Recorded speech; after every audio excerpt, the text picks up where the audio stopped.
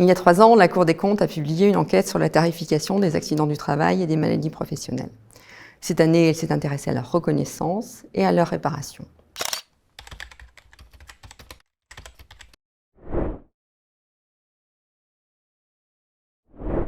En France, les personnes victimes d'accidents du travail ou de maladies professionnelles sont prises en charge selon des règles spécifiques, distinctes des règles habituelles de l'assurance maladie.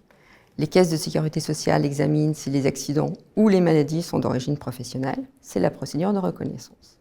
Si c'est le cas, elles procèdent à la réparation des dommages causés en remboursant intégralement les dépenses de soins, en majorant les indemnités d'arrêt de travail et, en cas de séquelles permanentes, en versant une somme d'argent, un capital ou une rente viagère. Les prestations sont gérées par les caisses primaires d'assurance maladie. Cela représente environ 9 milliards de dépenses directes pour les salariés relevant du régime général de la sécurité sociale. Elles sont financées exclusivement par des cotisations versées par les employeurs dans le cadre d'une branche spécialisée, la branche accidents du travail et maladies professionnelles, avec un objectif constant d'équilibre des recettes et des dépenses. La gouvernance de la branche est assurée par les partenaires sociaux, représentants des employeurs et des salariés. Pour les maladies professionnelles, il y a parfois un décalage de temps très important entre l'exposition du salarié au risque, la survenance de la maladie et son identification comme maladie professionnelle. L'assurance maladie en reconnaît un peu plus de 50 000 par an, un nombre qui varie assez peu depuis 10 ans. Le fait remarquable, c'est qu'en France, 85% des maladies reconnues comme professionnelles sont des troubles musculo-squelettiques. C'est 3 fois plus qu'en Allemagne. Les règles pour reconnaître les maladies professionnelles sont très variables d'un pays à l'autre. Dans son rapport, la Cour des comptes fait 4 constats. Les dispositifs réglementaires régissant la reconnaissance des maladies professionnelles, on les appelle les tableaux des maladies professionnelles, sont peu satisfaisants. Ils obéissent à des procédures longues et complexes, de création ou de révision qui peuvent durer plusieurs années.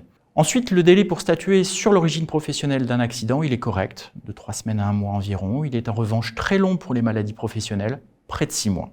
Par ailleurs, le montant des indemnités journalières augmente très fortement, de l'ordre de 5% par an ces dernières années, et le poids des arrêts de travail de longue durée est de plus en plus important. Enfin, des barèmes sont utilisés pour déterminer, en cas de séquelles, le niveau du capital ou de la rente, mais ces barèmes sont souvent anciens, souvent imprécis, et entraînent des disparités de traitement entre salariés. La Cour recommande donc d'accélérer les procédures de révision des tableaux des maladies professionnelles, de mieux accompagner les salariés en arrêt de travail pour faciliter leur retour dans l'entreprise. C'est un enjeu important qui n'est pas suffisamment pris en compte en France. Les risques de désinsertion professionnelle des salariés augmentent avec la durée de leurs arrêts de travail.